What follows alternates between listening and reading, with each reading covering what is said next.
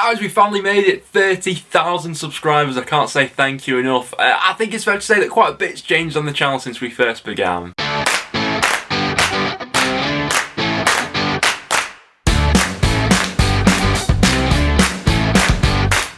Honestly, I've had some questionable trims as the years have gone on, but guys, welcome back to another video on the channel. If you were looking out on the community tab earlier on in the week, I did ask you guys for some questions to celebrate 30,000 subscribers. In today's video, we're going to be going over some of them. If you do go to enjoy, make sure to leave a like. But without any further ado, let's jump into this one. Dorison asks, favourite goal you've seen live?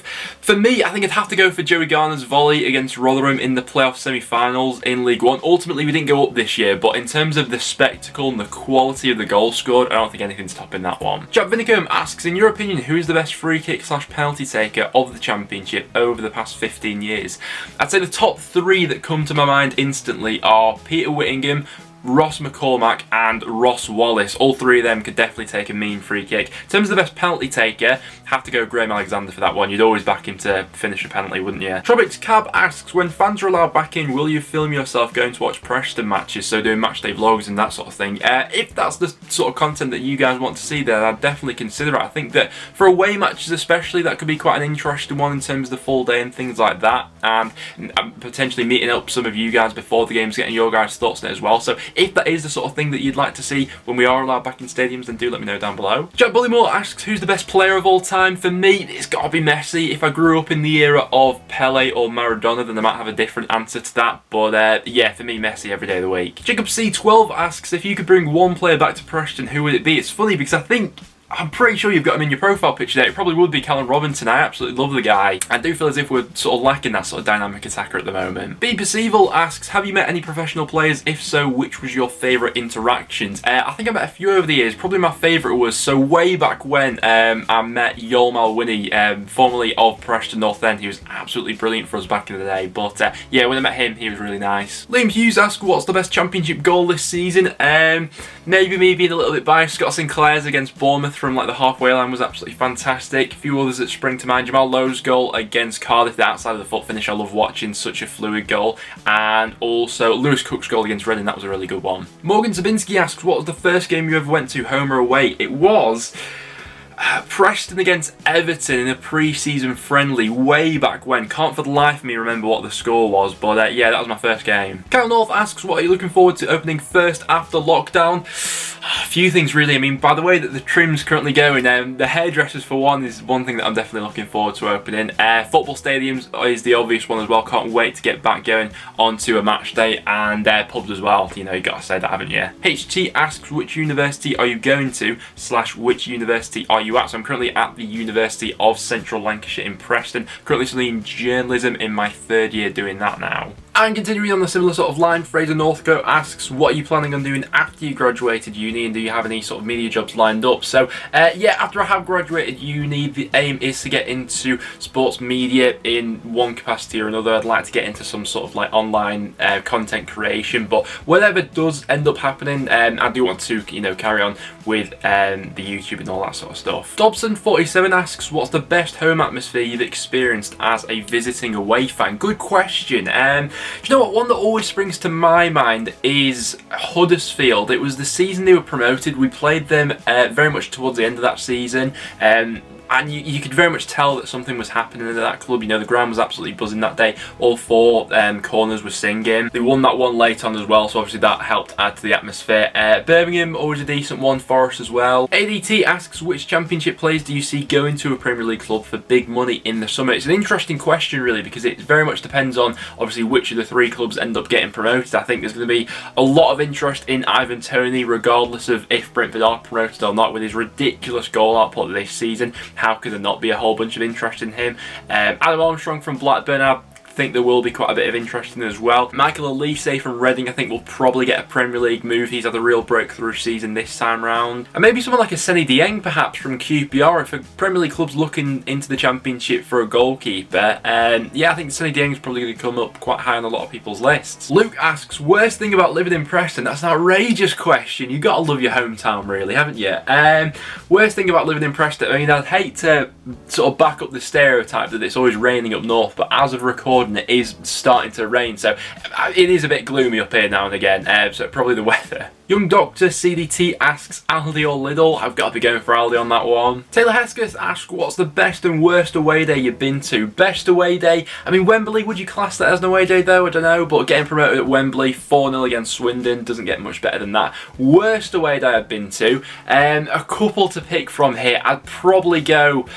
Do you know what? Hull last season was miserable. It was a Tuesday night, it was cold, it was raining. We lost 4-0 in the end. Jared Bowen absolutely tore us apart, and that was a miserable journey home. Another one that stands out, Reading last season, that was a bit miserable as well. We lost last minute, that was a long journey home. But yeah, I'd probably go Hull last season, that wasn't a good one. Yogi Agario asks, most entertaining game you've seen or been to? From a North End fan's perspective, while we're in League One, we were 2-0 down at home against Fleetwood. Joe Garner scored the second half hat-trick. That was a really good one. From the Championship, it was a couple of years ago, we played Brentford at Deepdale, beat them 4-2. Probably the best individual performance that I've ever seen was Aidan McGee. That day was absolutely unstoppable. Like, that whole season he was magical, but that 90 minutes especially was something else from him. He scored 2 absolute worldies, and yeah, really good game of football, 6 goals. Another one from Yogi Agario. He also asked, what was your inspiration to start YouTube? A few things really. I've always been sort of fascinated by video making, so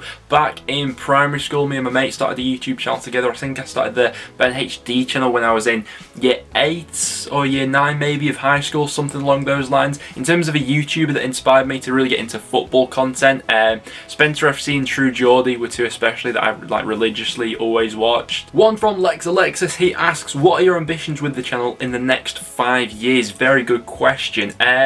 I mean, the ultimate goal I feel like for a lot of people is 100,000 subscribers, and you know, why bother sort of limiting your ambitions, if that makes sense. So that would be like the ultimate dream, I think, to hit that sort of milestone. But for other things, just to carry on sort of like building the community, I think we got a really good one so far. You know, if you were to tell me like 5 years ago that I'd have 30,000 subscribers on YouTube, I would have never believed you. Ramsfan YT asks, what tips would you give to upcoming YouTubers to try and get more subscribers and views? It's an interesting one really. I think it's a bit of the boring answer, but the biggest thing on YouTube by far and away for me is consistency really. You know, if you look at my channel, I think I've done like over 1,100 videos now, and with that consistency you get a lot of things, so you gradually build up an audience over time. Obviously some people will be lucky enough to just blow up completely, and that thing does obviously happen, but when you are starting up, you know, try and get as many videos out as you can and do experiment with different things, see what works for you and what doesn't work for you. I think that with most people, for me especially, the sort of improvements that you'll see both with the quality of the videos and with the numbers that go up, it will be sort of a gradual process. But what I always like to do is at the end of every year, I like to watch sort of my last video of that year and my first video of that year and just see how much has actually improved, and you'd be surprised because it is sort of a gradual change as it goes along. Keen Jones asks for my favourite ever footballer.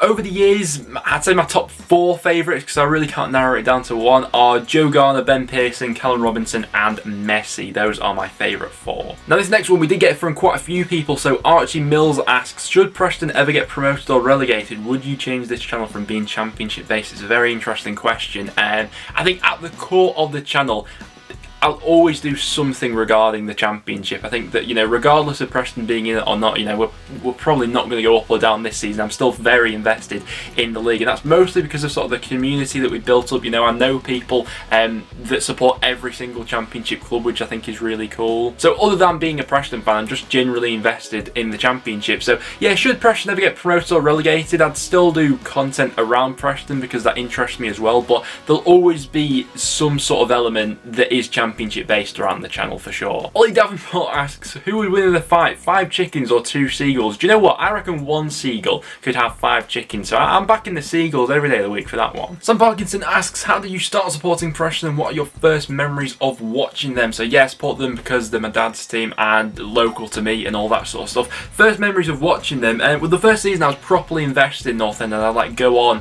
to the games regularly was the 08-09 season, and we made the championship playoffs that year, and so every year since has pretty much been downhill because we've never reached those same heights again. KD Random Stuff asks, what's your favourite flavour of yoghurt? These ones right here absolutely bang. Charlie Newbie asks, what's my favourite type of video, so predictions, tier lists, etc.